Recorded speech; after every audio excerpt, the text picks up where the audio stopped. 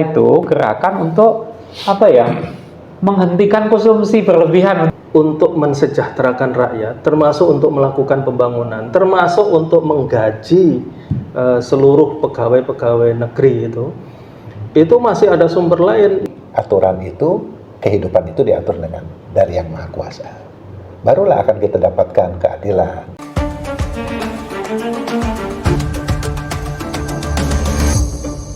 Assalamualaikum warahmatullahi wabarakatuh. Waalaikumsalam. Sobat Muslim, alhamdulillah kembali kita berjumpa dalam podcast Bincang Peduli bersama Forum Sinergi Muslim. Dan kesempatan ini seperti biasa ya, kita akan berbicara seputar masalah-masalah yang kita hadapi dalam keseharian kita ya. Ada banyak perkembangan yang kita bisa ikuti beberapa hari terakhir ya. Seperti misalnya yang paling hangat ya, akan ada kebijakan pemerintah untuk menaikkan PPN ya, pajak pertambahan nilai, dari sebelumnya 11% menjadi 12%, berlaku mulai tahun depan ya, Januari 2025. Nah, bersama narasumber dari Forum Sinergi Muslim, dan saya juga ditemani oleh host kita yang satu ini, ada Ustadz Abu Hasban. Assalamualaikum Ustadz. Waalaikumsalam Ustaz Syukur. Sehat Ustaz Syukur ya. Alhamdulillah. Tema kita tentang pajak Ustadz. Iya, pajak. Jadi tahun 2025 nih, kita rakyat Indonesia akan mendapat hadiah baru ya, yang sudah disetujui katanya di periode sebelumnya, itu kenaikan pajak menjadi 12%. Sebelumnya 11%. Dulu kita masih ngalami ya 10% gitu ya.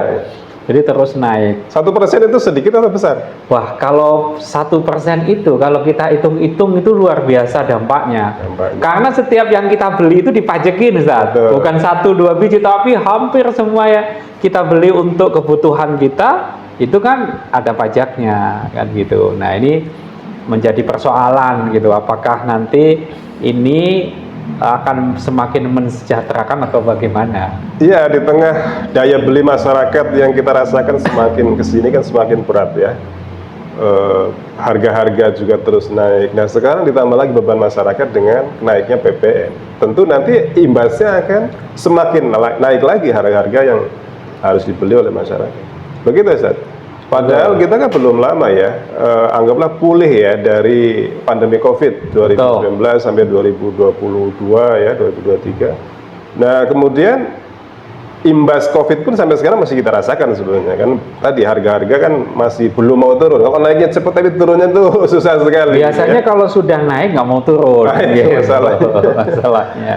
Nah, kita mau obrolkan dengan para narasumber kita dari Forum Sinergi Muslim. Ada Ustaz Irfan. Assalamualaikum Ustaz. Waalaikumsalam. Sehat ya? Alhamdulillah. Sehat. Rais Iskandar.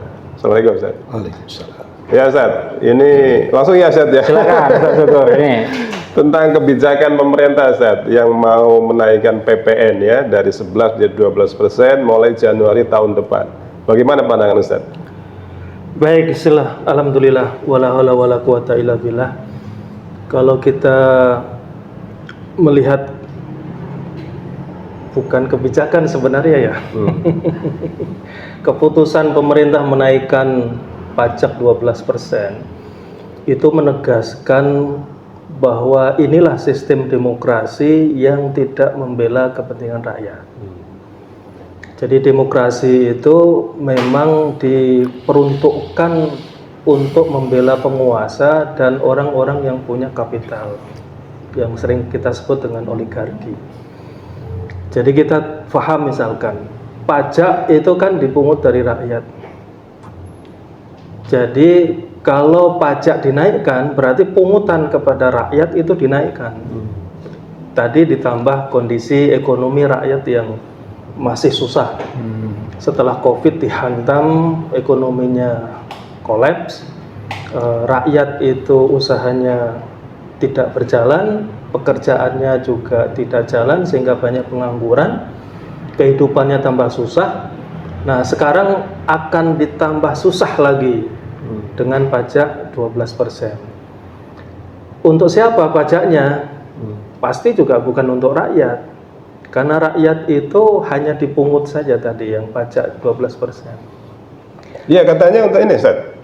bahwa pemerintahan ini kan harus jalan. Ya. Biaya untuk menjalankan pemerintahan juga besar. Gitu. Ya. Dan selama ini kan sudah banyak uang yang hasil dari pinjaman ya. Ya. Nah ini kan belum lagi ditambah misalnya harus bayar utang. Ya. Nah beban yang hari ini dialami oleh pemerintah begitu besar, maka kemudian beban ini dibagi dengan masyarakat dengan cara tadi menaikkan PPN. Gotong royong gitu istilahnya ya. Jadi berbagi beban dengan masyarakat. Bahkan kalau kita salah satu kontribusi rakyat terhadap negara ya bayar pajak itu. Nah itu cilakanya itu cilaka 12 sesuai dengan. Ya alasan pemerintah itu betul enggak? Maksudnya dari sisi normatif ya, itu alasan seperti itu memang bisa kita maklumi atau seperti apa? Alasan tadi yang disebut alasan pemerintah atau betul atau tidak, kalau logika yang dipakai itu logika pemerintah, logika penguasa, itu bisa dibenarkan menurut logika mereka. Karena mereka merasa beban untuk menjalani pemerintahan itu berat, besar. Kemudian mereka merasa kurang karena lihat kan kabinetnya kan tambah gemuk. Untuk nambah beban gaji tambah besar kan gitu loh. Kemudian yang kedua, hutangnya tambah banyak. Untuk membayar bunga hutang juga tambah gede. Nah, ini yang kemudian logika penguasa, logika pemerintah yang tidak cerdik, yang tidak pandai untuk mengelola keuangan. Jadi jalan mudah, jalan praktis, jalan pintasnya adalah menaikkan pajak. Tinggal ngambil saja itu dari rakyat. Sementara kalau dikaji, kita di Indonesia ini, sebenarnya sumber-sumber pendapatan negara untuk mensejahterakan rakyat, termasuk untuk melakukan pembangunan, termasuk untuk menggaji seluruh pegawai-pegawai negeri itu masih ada sumber lain yang sangat melimpah sebenarnya. Ya, baik. Nah, itu. Nanti kita gali sumber lain itu apa. Kalau Satria dulu ya, ya Satria kita sebagai masyarakat kan juga hari ini tadi begitu merasakan ya dampak ekonomi yang melambat ya, harga-harga kebutuhan pokok naik gitu ya. Lebih dari itu kalau kemudian sekarang pajak PPN dinaikkan jadi 12%, kira-kira dampak apa lagi yang kemudian akan kita rasakan oleh masyarakat? Baik, bismillah. Assalamualaikum warahmatullahi wabarakatuh. Assalamualaikum. Secara kasat mata, tadi sudah disinggung sebenarnya. Di mukaddimah tadi, kalau saya katakan di mukaddimah itu menunggu persoalan apa lagi. Sekarang dari mulai Januari itu data itu 47.000 pengangguran. Daya beli berkurang. Deflasi 5 bulan ini berjalan. Itu fakta. Dan fakta itu, data itu dikeluarkan oleh para pemangku kebijakan. Bukan dari saya, bukan dari siapa, tidak. Ini berarti data ini insya Allah valid. Apakah data itu akan dibesarkan lagi, persoalannya akan menjadi lebih besar? Saya yakin potensi itu akan menjadi lebih besar. Apa dampaknya? Ada beberapa kondisi misalnya tentang fakta pemutusan pembukaan kerja yang sampai hari ini terus berjalan. Kemudian daya beli masyarakat berkurang. Ya, yang ada satu fenomena hari ini, kelas menengah ini dia sudah berat. Sudah dia tidak dapat apa-apa. Kalau di bawah kan dapat bantuan sosial. Ya, yang kelas menengah ini yang sepertinya akan yang diincar oleh penguasa untuk bayar pajak dinaikkan ataupun dia pun harus membayar karyawan, harus membayar yang lain, rutinitas yang dia lalui. Di sisi yang paling atas itu aneh, para oligark itu mendapatkan tax holiday, mendapatkan tax amnesty, pengampunan pajak. Jadi artinya karena memang suka tidak suka kita sekarang negeri ini mengemban sistem ekonomi kapitalisme, itu tetap yang di atas itu, kalau bahasa saya kurva atas itu tetap akan aman gitu. Kurva atas itu siapa? Yang 1% itu Ustaz. 1% itu yang memang akan tanda kutip dimanjakan oleh sistem. Dia tuh akan mendapatkan kemudahan-kemudahan. Yang di bawah ini, yang tengah, kelas menengah itu, data terakhir 2023 57 juta. Kelas menengah itu sekarang turun 10 juta. 10 juta orang ya, bukan uangnya nih, 10 juta orang berarti kan itu duit semua itu hilang. Kemampuan belanja kurang, memberikan nafkah karena perekonomian itu tidak jalan, otomatis ada konsekuensi PHK pada pekerja, pada karyawan. Artinya itu yang bisa kita rasakan. Terus dari sisi paling bawah, bansos yang diberikan pun tidak mencukupi. Artinya dia tuh kalau bisa tuh, wah, karena memang sekali lagi dampak itu dirasakan, saya melihat itu yang tengah gitu. Kelas menengah ini yang memang dia mempersiapkan pekerja, rutinitas yang dia lakukan, bayar pajak, kemudian SPS, SPT dan seterusnya yang dibayar, rutinitas yang dilakukan oleh seorang pekerja. Itu akan tambah berat. Di satu sisi memang tadi ini tidak sedang baik-baik negeri ini. Terus betapa zolimnya. Apakah dia tidak melihat fakta ini bahwa ini sangat sulit? Ada kabar terbaru kemarin saya lihat di online itu belum disahkan ya Ustaz ya. Jadi rencana Januari itu belum. Jadi ada perlawanan. Sepertinya seperti sebelumnya sistem kapitalis sepertinya test on the water. Lihat perlawanan dari masyarakat, ada nggak perlawanan ini? Jadi ada potensi itu dibatalkan. Walaupun Menteri Keuangan mengatakan akan jalan terus. Karena tadi bahasanya adalah ini untuk mencukupi APBN untuk menjalankan pemerintahan. Saya pikir sebentar itu. Ya, jadi gini, kalau kita lihat ya, tadi mengenai dampak kan yang akan muncul bila PPN ini diberlakukan di 2025. Saya coba baca di Indonesia Industrial Outlook 2025, ini judulnya cukup menarik gitu ya Zat ya. Yang tadi dampak, saya lagi ngebayangin kalau 12% diberlakukan itu seperti apa. Kelas menengah hancur, masihkah bisnis 2025 mantul gitu. Ini dengan kondisi kekinian yang tentunya adalah backgroundnya 24 kan begitu. Nah begitu 2025 dengan ditambah dengan PPN 12% naik, ini kan semakin mengkhawatirkan. Nah dalam survei ini juga nyatakan bahwa kelas menengah akan banyak turun kelas, ya, dan mengurangi spending terkait dengan konsumsi. Nah ini kan berarti mengkhawatirkan gitu. Ditambah PPN-nya 12%. Makanya ada sebuah gerakan kalau tidak salah itu gerakan untuk apa ya?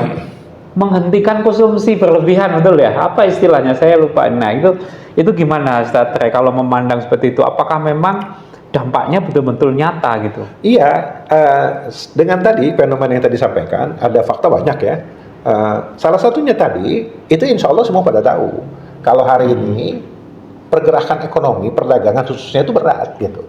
Itu belum 12%, baru dikasih dengan 11% udah seperti itu. Gitu. Apalagi dengan 12%. Apalagi yang mengatakan gini kan cuma 1%. 1% itu dari berapa gitu. Ternyata banyak video yang viral itu tidak 1% gitu. Nah, itu hampir 9,09%. Artinya kenaikannya 10%. Nah, tidak mudah. Coba atuh ya Allah, saya sering berkatakan begini, kok kalau zolim tuh jangan sejolim-jolimnya gitu. Tapi ingat, saya mengatakan tidak sejolim-jolimnya nggak bisa, karena memang karakter sistem kapitalisnya seperti itu. Kalau udah bicara tentang karakter, tentang mabda, tentang ideologi yang diemban itu, sudah tidak lagi bicara tentang tega, tidak tega, pantas, tidak pantas. Ya bahkan kan sekarang itu kalau ada pengusaha yang anggaplah dianggap nggak taat pajak, itu kan dikejar sampai ke rumah. Betul. Asetnya disita, ya kan? Iya. Udah beberapa kejadian tuh di beberapa daerah seperti itu. Jadi luar biasa sekali pemerintah untuk mengejar pajak itu, agar mau nggak mau kita harus bayar. Saat Irfan, ini memang karakter negara kapitalis begitu ya, menjadikan pajak sebagai tulang punggung ekonomi negara. Ustaz. Memang begitu, Pak. Faktanya begitu. Di negara berkembang, negara maju, semuanya bertumpu kepada pajak. Bahkan ini nanti kan bertahap ya. Negara kita kan termasuk negara berkembang atau masih terbelakang juga ya. Kan pajaknya naik terus. Kita lihat PPN lah. Kan PPN naik dari 10% jadi 11, sekarang jadi mau 12. Nanti akan terus naik lagi. Kalau sistemnya tetap dipertahankan demokrasi kapitalis. Kita lihat di negara maju Eropa, Amerika, pajaknya udah sangat tinggi. Termasuk pajak-pajak dari yang lain, pertambahan nilai, pajak pertambahan barang-barang mewah, penghasilan dan lain sebagainya. Bahkan pajak penghasilan itu kan juga tinggi kan. Di negara maju bisa sampai 30-40% kan gitu banget. Nah, itu karakter negara kapitalis itu memang pembiayaan negaranya itu dari pajak. Ya, kalau balik sekarang ke Islam ya. Islam memandang pajak itu sendiri gimana? Nah, terkait dengan pandangan Islam terkait dengan pajak, maka dalam Islam itu kalau pajak yang difahami seperti negara demokrasi kapitalis tidak ada. Jadi dalam Islam itu tidak ada PPN, tidak ada pajak penghasilan, tidak ada PPNPM dan pajak-pajak yang lain. Ada satu pajak dalam Islam itu yang disebut dalam istilah fikih adalah doribah. Nah, doribah itu dipungut kepada rakyat secara insidental dan selektif. Tidak sepanjang waktu, tidak ada pajak tahunan, tidak ada pajak harian, tidak ada pajak pembelian dari produk-produk, dan tidak dikenakan kepada semua rakyat, hanya orang-orang tertentu saja. Nah, itu yang disebut dengan doribah. Artinya kalau tumpuan pengelolaan sebuah negara dalam Islam itu tidak mengandalkan ke pajak. Ya, padahal hari ini ya kalau lihat negara-negara yang ada tadi disebut juga kan hampir semua ya mengandalkan pajak. Dan kalau nggak begitu sepertinya mereka tidak akan bisa hidup ya, negara tidak akan bisa berjalan. Nah, kalau dalam Islam kan juga anggaplah negara dalam Islam pasti banyak kebutuhan untuk bagaimana menjalankan roda pemerintahan, bagaimana melayani masyarakat gitu. Nah, itu sumbernya dari mana kalau bukan dari pajak? Sebelum saya jawab itu, ada fakta menarik. Ya sebelum tahun-tahun ini ya, kita lihat negeri Timur Tengah sebenarnya. Negeri Timur Tengah kan alhamdulillah saya suka balik-balik ya, karena ke Saudi untuk umroh dan haji, kemudian ke negeri-negeri Timur Tengah lainnya. Itu ada fakta di sana tidak ada pajak. Sebelum ini ya, beberapa tahun yang lalu itu tidak ada pajak. Hanya sekarang-sekarang aja kemudian pemerintahnya atau kerajaannya, rajanya itu menerapkan pajak karena terkait dengan kondisi ekonomi global ya. Mereka kan dicengkram semakin kuat oleh demokrasi kapitalis, dicengkram oleh kekuatan dominasi ekonomi barat kan. Nah, itu memaksa pemerintahnya untuk bergeser kepada ekonomi yang berbasiskan kepada pajak. Nah, faktanya dulu negara-negara Timur Tengah itu tanpa pajak bisa hidup, bisa berjalan. Dari mana? Tadi menjawab pertanyaan itu. Salah satu contoh misalkan di negeri Saudi, tumpuan utamanya sebelum itu adalah di minyak. Dengan hasil minyak yang luar biasa, maka mereka kan disebut dengan negara petrodolar ya. Karena hasil dari minyak itu menghasilkan dolar. Petroleum, minyak menghasilkan dolar kan gitu loh. Nah, itu bisa dengan hanya minyak saja.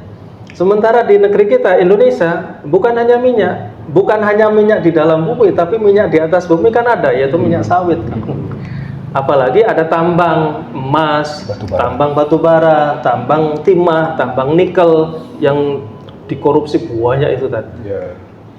Ya itu artinya sumber daya alam yang ada, yang kita miliki itu sebenarnya sudah lebih dari cukup ya untuk menjadikan pemasukan negara dan menjalankan pemerintahan dan melayani masyarakat. Tapi kenapa itu nggak dijalankan, Ustaz? Nah, itu tadi kan saya sebut tadi ya, pendekatannya ini karena kacamata dari penguasa, dari pemerintah. Penguasa pemerintah itu mereka jadi penguasa. Itu kan disokong oleh kekuatan oligarki kan gitu. Kekuatan oligarki itu hanya menghendaki sumber-sumber daya alam tadi itu mereka yang kuasai. Kemudian mereka secara bersamaan memeras rakyat dengan pajak. Jadi pemerintahnya ini membiarkan sumber daya alam, kekayaan alam negeri kita ini dikuasai oleh oligarki.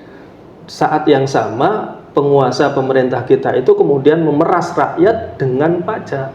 Ada yang menggelitik sebenarnya, Ustaz. Maaf nih sebentar. Kalau tadi Ustaz kan sampaikan bahwa kalau ada sebuah fenomena atau sebuah contoh negara itu sebenarnya bisa, tadi contohkan salah satu Saudi ya, tidak menarik pajak tapi bisa mengelola. Nah, kalau kita lihat kan sederhananya yang mungkin di benak pemerintah nih, atau kan ada pembangunan, ada pengelolaan sumber daya alam dan sebagainya sebagai pemasukan, tidak cukup nih, tidak cukupnya dilala kok kebanyakan nggak cukup gitu ya, sehingga dipungutlah bagian lain.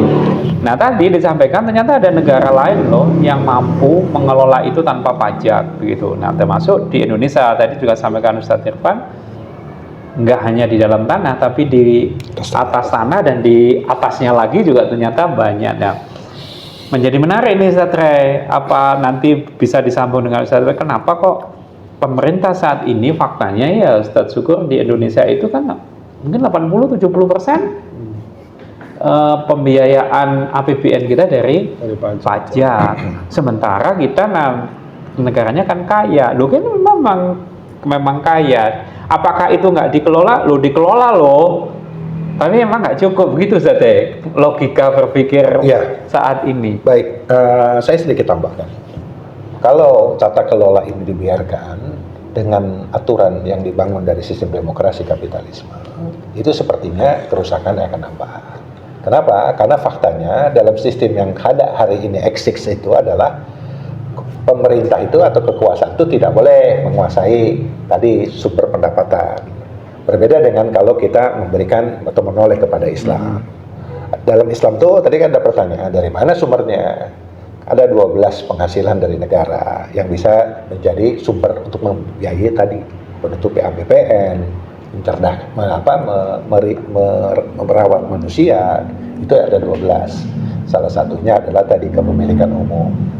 Kepemilikan umum hari ini kan tidak diberikan kepada asing, swasta, termasuk kepada tadi korporat dan lain-lain. Nah hari ini terjadi itu. Negara hanya mengambil pajak dan royalti yang jumlahnya tidak besar.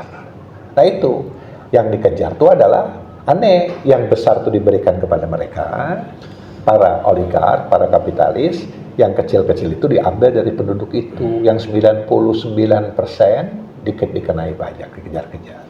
Bagaimana akan mencukupi? Fakta juga tidak pernah mencukupi. Karena kepemilikan umum itu yang dikata dalam satu hadis itu, dengan harta yang Allah berikan kepada negeri-negeri kaum muslimin itu untuk mencukupi kehidupan mereka.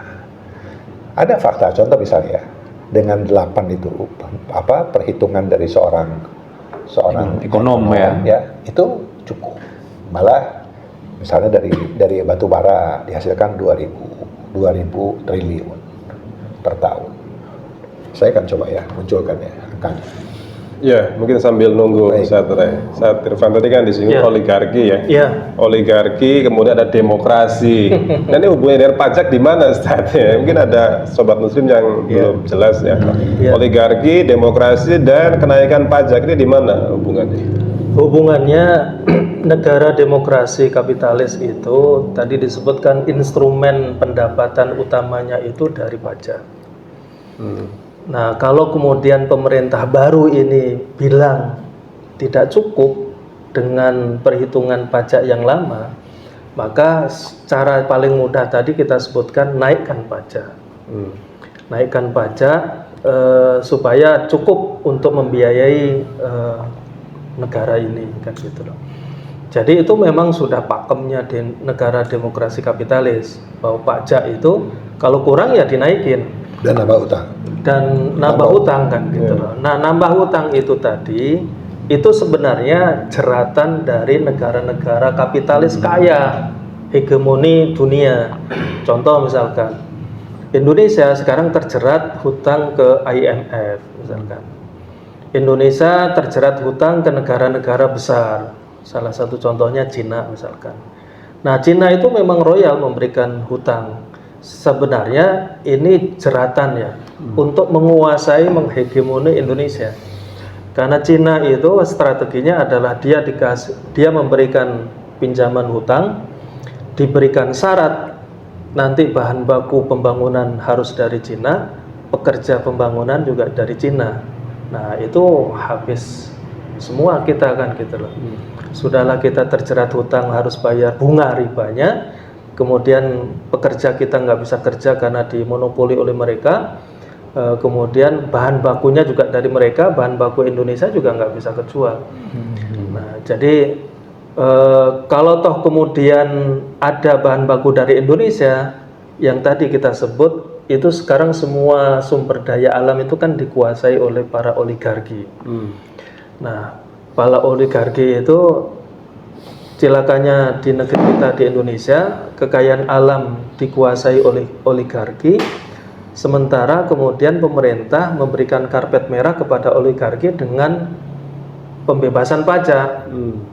Ada tax holiday, ada tax amnesty dan seterusnya. Sementara yang rakyat kecil itu malah dikejar-kejar. Ya, jadi oligarki urutannya mungkin ya, Seth. Oligarki mensponsori penguasa hari ini yang duduk di kekuasaan. Ketika mereka mencalonkan diri, entah jadi bupati, gubernur, wali kota, presiden, termasuk anggota dewan, anggota DPR. Itu sponsornya oligarki. Begitu mereka duduk jadi penguasa, bikinlah mereka aturan, ya kan, yang memudahkan oligarki menguasai sumber daya alam kita. Bikinlah aturan, bikinlah kebijakan, ya, yang memudahkan mereka. Nah, ketika pemerintah merasa berat untuk menjalankan pemerintahan, ya tidak minta ke oligarki ternyata, mintanya ke rakyat. Dalam bentuk pajak, kan begitu ya. Itu nyambungnya antara oligarki, demokrasi dan pajak, begitu. Nah, sebenarnya kalau misalkan begini, tadi kan cukup pas itu ya. Alur ritmenya itu. Jadi kita sebagai rakyat itu memang bagian ujung yang selalu jadi korban, jadi korban istilahnya. Tapi sepenasaran saya, apa benar sih kalau kita nggak bayar pajak, negara kita bisa jalan? APBN 3.000 triliun itu ke cover. Dari mana itu? Ya, kalau dengan aturan yang ada, hanya mengandalkan pinjaman dan pajak. Aturan, maksud saya aturan demokrasi kapitalisme. Tapi kalau kita menoleh dengan Islam, itu sebenarnya tercover semua. Contoh ya sekarang, misalnya hari ini kita tidak gunakan Islam. Negeri ini sangat kaya, Ustadz, gitu. Penelitian yang tadi saya katakan sebelum sesi itu, saya akan sampai munculkan ya sedikit ya, supaya apa? Seperti ini, misalnya tidak dikelola secara syariat, ya. Contoh misalnya dari gas alam, dari minyak mentah atau BBM. Dari minyak mentah itu 183 triliun. Kemudian dari gas alam ini ada 136 triliun. Dari batu bara yang lagi booming sekarang nih 2.002 triliun. 2.500-an ya. Ya. Ini dari emas, saya pikir emas tinggi, ternyata kecil, 29 triliun gitu. Yang lagi primadona itu adalah batu bara. Kemudian di tembaga 159 triliun bisa mengalahkan emas. Padahal seperti yang dibesar-besarkan itu adalah Freeport gitu kan. Ternyata tembaga itu lebih hebat gitu. Nikel 189 triliun, hutan ini di sini kalau ditembangnya hanya sepersepuluhnya mendapatkan 1.000 triliun. Kalau lebih dari situ bisa mendapatkan 2.000 triliun. Ini menurut penelitian dari Profesor Fahmi Amhar. Kemudian yang ke-8 tentang kelautan, menurut pendapat dari seorang guru besar di IPB, Profesor Dr. Rohmin Dahuri, itu bisa dihasilkan 1.040 triliun. Totally seluruhnya dari 8 tadi dihasilkan 5.510 triliun. 5.510 triliun, sementara APBN Indonesia hanya 3.000. Jadi surplus dong. Sudah surplus. Harusnya makan gratis itu sangat mungkin dilakukan gitu, dan tidak perlu harus mengut pajak. Nggak perlu mengut pajak, sekolah gratis, ya, kesehatan gratis, ya, kuliah sampai setinggi-tingginya gratis, kan begitu mestinya. Nah, jadi kesimpulannya apa? Tata kelolanya harus dibenahi. Tapi tadi Ustaz Syukur masalah nyinggung oligarki, dan masuknya kan ada di situ tuh. Betul. Yang 5.000 sekian triliun itu tuh masuknya. Tapi kalau kita bicara oligarki, kita juga nggak bisa mungkiri bahwa kan ada BUMN. BUMD itu tuh gimana sebenarnya Ustaz Irfan?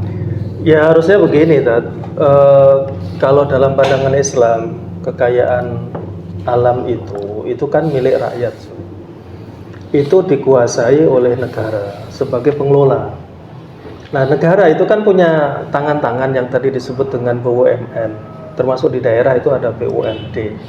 Nah, harusnya BUMN, BUMD itu mengelola kekayaan alam Indonesia. Hasilnya BUMN itu kan punya negara. Hasilnya nanti diambil oleh negara, kemudian dibagi kepada rakyat. Dibagi kepada rakyat ada dua cara, dalam bentuk wujud pembangunan, jalan-jalan, sekolah, fasilitas rumah sakit, kemudian fasilitas sains, teknologi, penelitian dan lain sebagainya, atau dikasih dalam bentuk langsung uang belanja misalkan, kemudian bantuan bagi rakyat yang memang membutuhkan. Nah, jadi tidak seperti potret dalam pengelolaan kekayaan alam di negeri demokrasi kapitalis yang tadi dikuasai oleh oligarki. Tadi disebut Tuh Haji Rai, misalkan 5.000 triliun itu masuk kantong-kantongnya oligarki. Maka ada majalah Forbes itu kan menyebut ranking orang terkaya di dunia atau di Indonesia. Nah, yang 5.000 triliun kan masuk ke mereka. Mereka kan kekayaannya bukan lagi 1-2 triliun, kan puluhan, ratusan, ribuan triliun. Sementara rakyatnya tidak.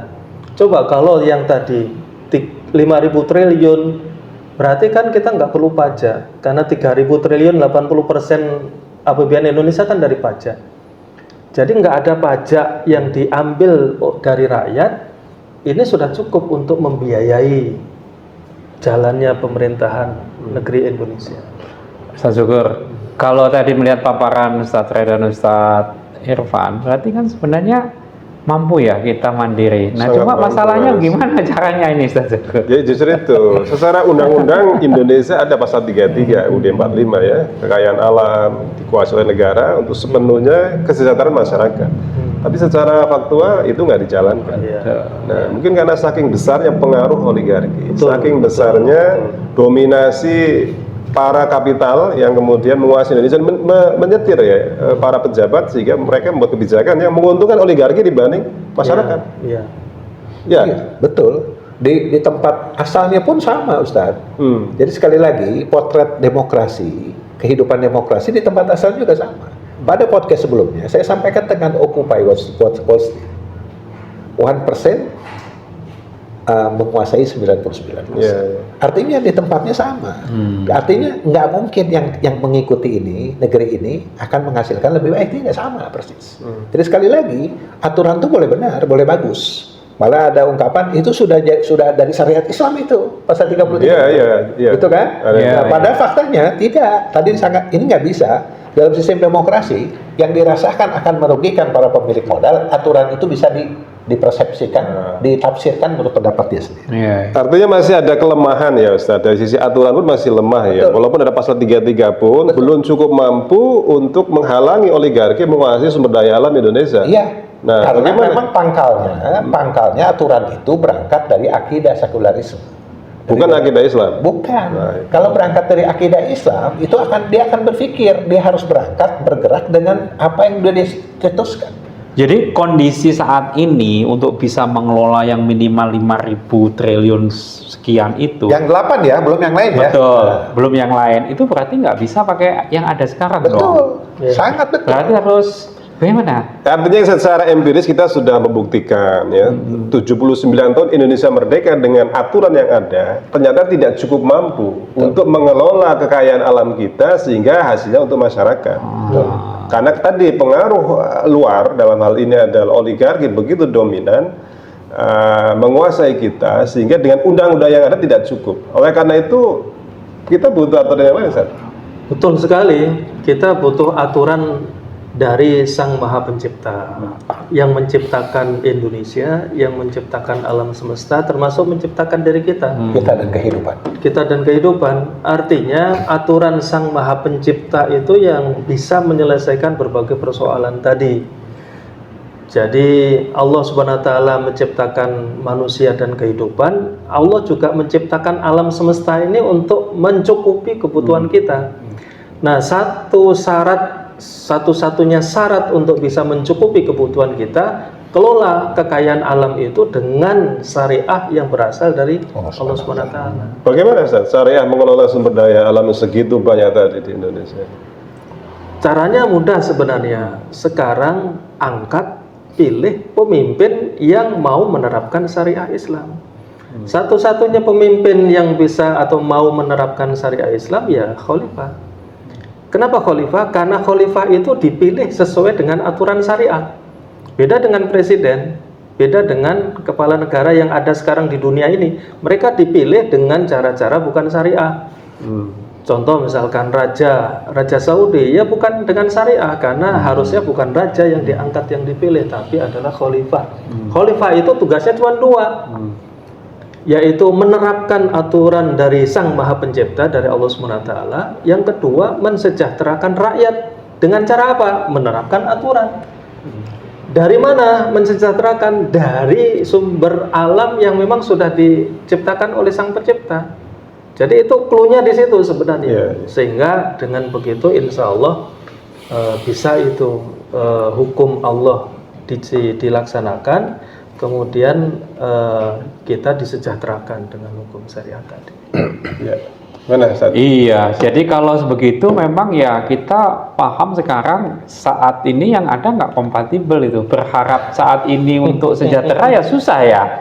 Nah, tadi disampaikan oleh Ustaz Irfan maupun Ustaz Trey, berarti ada perlu alternatif. Ustaz Trey, memang kita perlu alternatif atau sebenarnya cukup dengan yang ada, Ustaz? Iya, kalau kita mengaku beriman kepada Allah, sebenarnya aturan Allah itu sangat sempurna.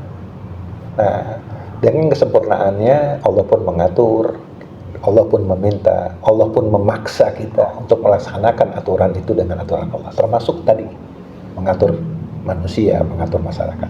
Apa yang disampaikan Imam Al-Mawardi itu menarik. Hirasuddin wasiatul dunia.